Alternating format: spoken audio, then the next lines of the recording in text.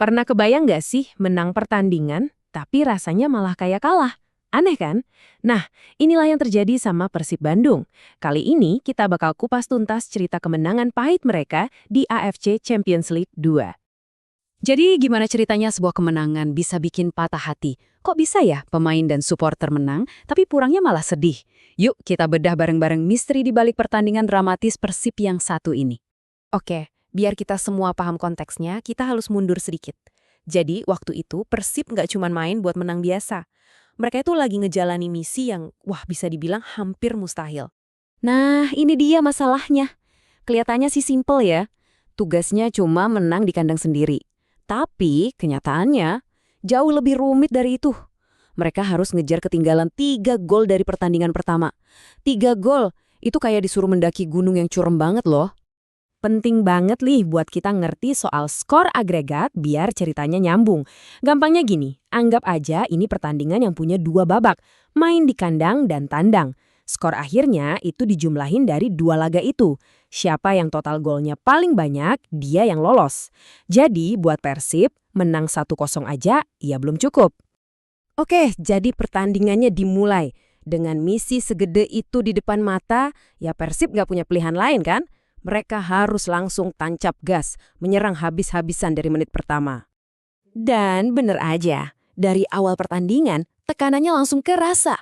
Gila, di menit ke-6 Persib udah hampir aja cetak gol, tapi sayangnya dianulir karena offside. Nggak lama kemudian, ada peluang emas lagi, tapi kiper lawan jago banget, bisa ditepis. Udah kelihatan banget kan niatnya Persib, gempur terus. Gol! Akhirnya pecah telur juga. Setelah gempuran bertubi-tubi, Andrew Jang berhasil nyamber bola di depan gawang. Seisi stadion langsung gemuruh. Misi yang tadinya kelihatan mustahil, tiba-tiba jadi ada harapan. Tapi tunggu dulu. Di tengah-tengah sorak-sorai, wasit tiba-tiba niup peluit. Kayaknya ada potensi pelanggaran sebelum gol tadi. Wah, seisi stadion langsung hening. Semua nahan napas. Wasitnya ngecek VAR. Ini momen yang tegang banget, krusial abis. Dan golnya sah, ternyata bersih. Harapan itu langsung nyala lagi. Skor jadi 1-0 buat Persib. Misi comeback mereka resmi dimulai. Tinggal butuh 2 gol lagi nih buat maksa ke babak perpanjangan waktu. Suasana di stadion langsung optimis banget. Tapi ya gitu, bola itu bundar dan kadang bisa kejam banget. Cuma dalam sekejap, ada satu insiden yang langsung mengubah total jalannya pertandingan. Nah, ini dia momen yang jadi titik baliknya. Ada pelanggaran keras dari pemain Persib, William Barros, dan wasit tanpa ragu ngasih kartu merah langsung. Aduh, ini pukulan telak banget ngerusak momentum Persib di waktu yang paling gak pas.